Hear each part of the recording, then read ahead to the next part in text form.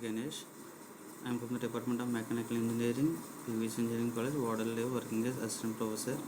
Today we are going to start one of the most important subject, that is the non-destructive testing and evaluation of materials. So before I start the subject, let me first tell you what are the main learning objectives for this course. As you may know, destructive testing plays an extremely important role in flaw detection and quality control and structural health monitoring in engineering components and systems across a wide range of industries. There are varieties of NDT techniques which are in use. These methods are such fairly simple to use. However, it is important to know the underlying principles of each of the techniques to be able to use them effectively. So if you are practicing engineer or an IT professional or looking to be one, then knowing the basic principle apart from the method will surely give you an advantage. Because if you know the underlying the principle behind a particular entity method, then you will know exactly what is going on inside when the test is being done. So in this there are mainly two primary objectives. One is first learn the basic principle and then to learn about the method and the process details. So this is how we will go about this particular course. And as you could see this, there are mainly two books which are to be used. The first one is the non-destructive testing Lewis Cars ASM International, and second one is non-destructive educational evaluation and quality control ASM Handbook Volume 17. So there are mainly two books which are can be used for the NDT. So let's start begin with the course or subject. I want to just give a small introduction about non-destructive testing before we actually begin the subject and methods. Defects and flaws can be present inside the component or engine system, and if they are not addressed, they can hamper the performance of a particular component or an engineering system.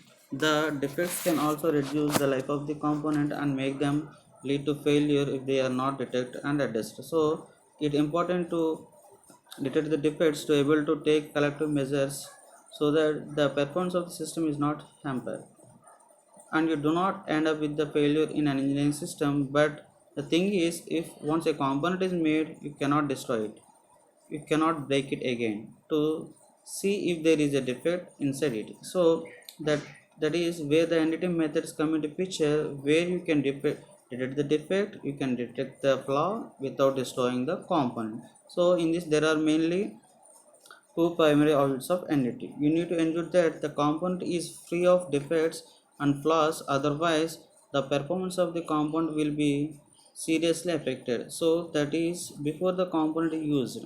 So that is one aspect which is about quality control of a particular component or a particular product.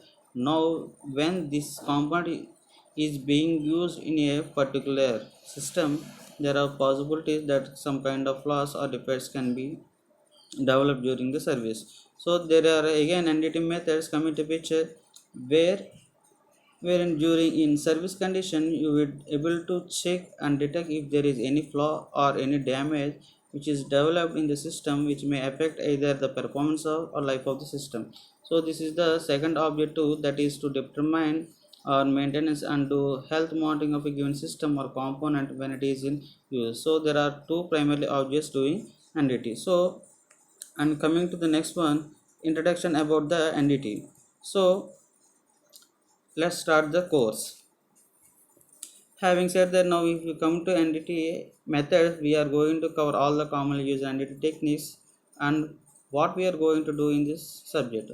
First we will cover the basic principle behind a particular NDT method. So all the methods are listed over here, as you could just see.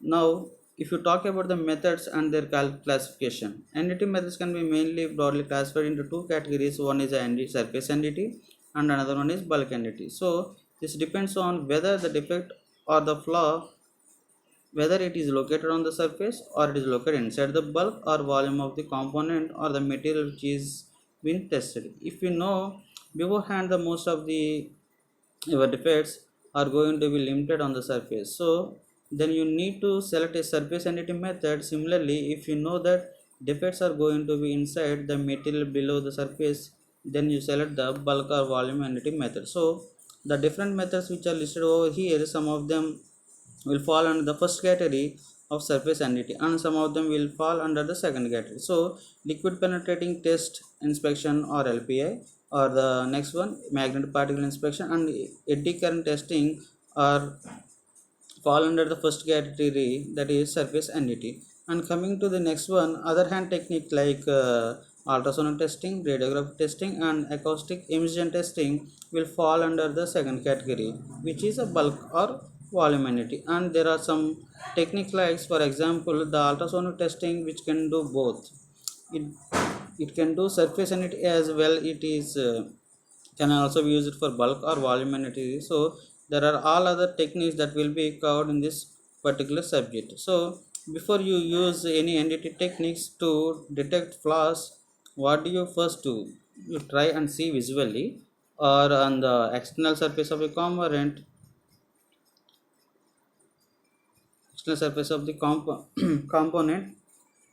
Sometimes you may also want to help to some of the kind of a visual or optical aids. That coming to the next one, visual optical method.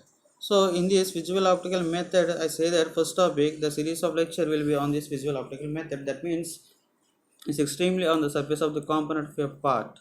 If you could see something visually, so you could simply take the part or take the component, see it in well illuminated area on different portion of the component, all the areas, and then see first of all whether you can see something by naked eye.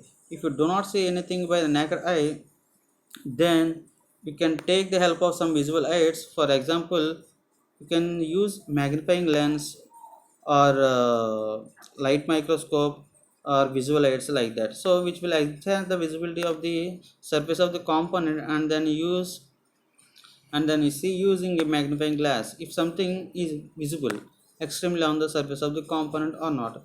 If it is suppose if it is a smaller component which can be put under a light microscope, then you take the component, put in under light microscope, and then you can observe it through the microscope with some of the bit magnification. So this is the visual inspection. There are some issues with the physical access or visibility. For example, if you want to inspect the inner diameter of the bolt hole, then inside the bolt hole you cannot really see, so you cannot really physically access it by the examiner. So in such scenario, when you have limited physical access or limited visibility, then you have to use some other devices. For example, this one, which will again help you out in visualizing the area that you are trying to examine. So this is the visual inspection optical inspection methods. In this mainly there are two types of optical inspections are there. Then first one is a rigid and another one is the fixed uh, fixed inspection method. So in this is nothing but a tube. In this in the above in the picture, the diameter of which will depend on the diameter of the part of the component and the diameter of the area that you are trying to inspect it. So there is a range of for example, as you could see from this, there is a range from 4 to 70 mm of the diameter. So depending on what is your part diameter, you could select particular tube of a given size. So this is primarily a tube, and it has two hands, as you could see, this one and another one. And so this end, which is also known as the digital end, so go inside the area which will be examined. So this end should also have a light source. For example, in this case we could see there is an incandescent lamp which will illuminate the area which is being examined, and then it will enhance the visibility, right? And in this end you can see that there is an objective lens also which will form the image of the area that you are going to examine. Then coming to the inside tube, we can see there is a series of achromatic relay lenses. So these lenses will help you focus of the light on the area to imagine it, and then its image will be sent back to this eyepiece. So coming to the next one, which is at the other hand, so one end which is going inside the part, the distal end will have the light source illuminated area, and will also have the objective lens to form the image. And then on the other hand, on the other side, you have an eyepiece over here through which see the image of the area and then inspect it. Try and see if you could see some external damage, some surface defect, and this like that. Now coming to next one, this is the rigid borescope, right? So in this rigid borescope there are mainly two types of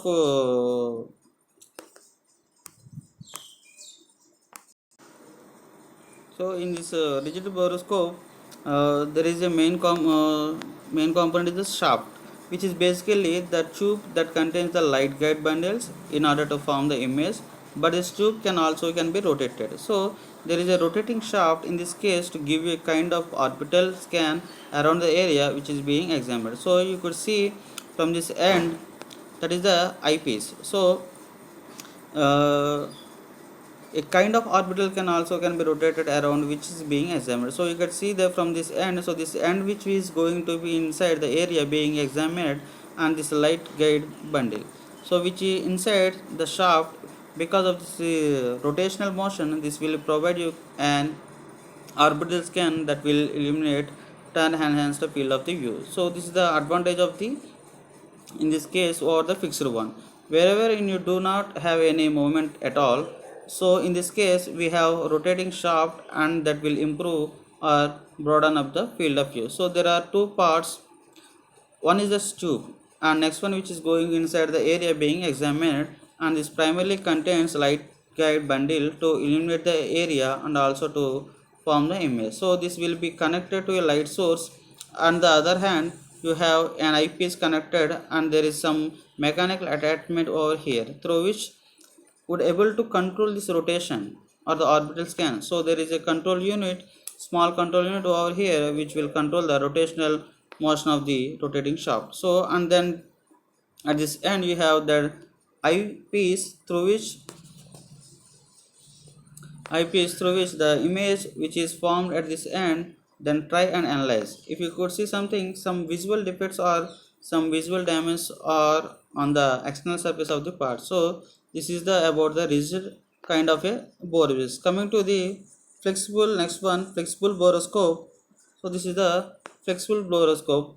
In this case, where you need to have any more flexibility, in the same sense, you may have to go around inside the area which is being examined. That means, so in those cases, the kind of rigid system will have some limitations, some difficulty, because you need to move around here and there around the examining area. So to overcome this difficulty, there is another system which is flexible borescope. As you could see, this tube that you have, in this case this flexible one, so you can bend it is easy, so that we can move around and go around. You will be able to cover different areas and go in different angles and so on. So this flexibility of the tube will help you out in moving around and going around the, and then cover a broader area. So that is our purpose here, to give you more flexibility when you are examining the particular area where you do not have physical access. So let us see what are the different parts of this. Here again the basis function is same. You need to form an image at this end which goes inside the area which is being examined, and this image is being transferred to the other end where you have this eyepiece lens. Here try and see if you could see some damage or defect. So the basic function is same, but the different parts could be different.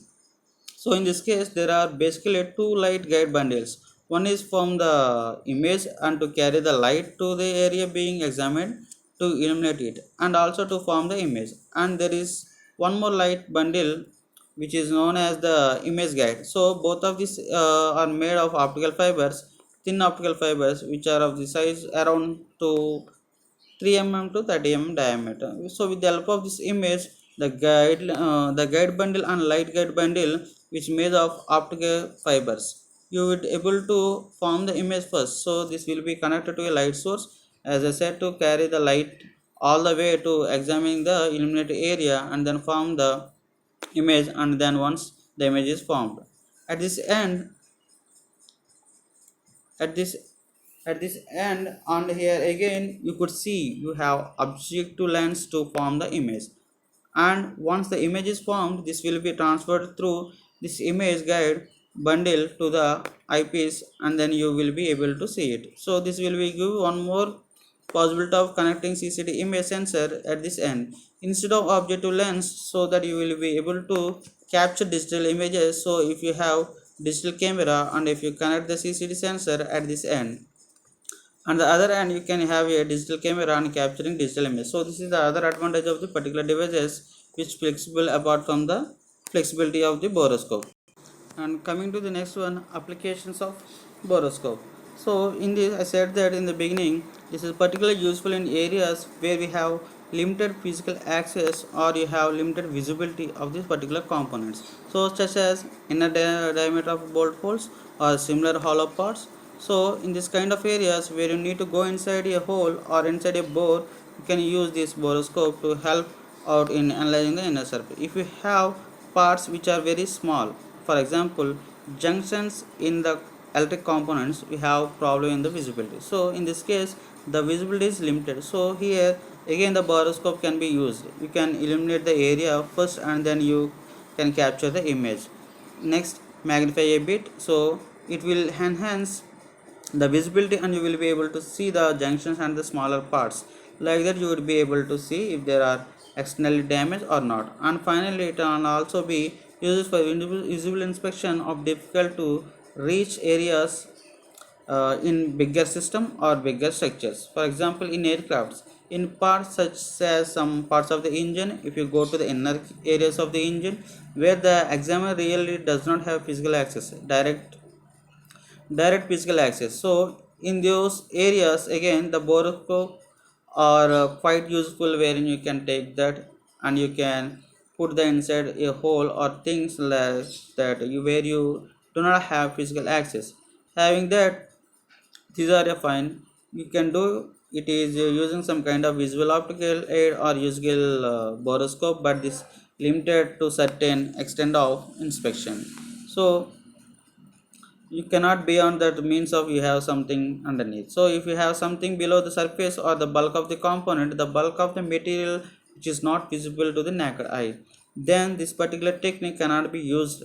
As I told the beginning from the subject, we are not listing in this strict sense NDT method, because if something is not visible externally on the surface, so this particular method can be used. So this is only for examining the external damages and things like that which may either visible to the naked eye or visible human eye with the aid of some kind optical or visual devices. So NDT method is applied to make visible indications of the defects and flaws which are either on the surface or subsurface or into the bulk of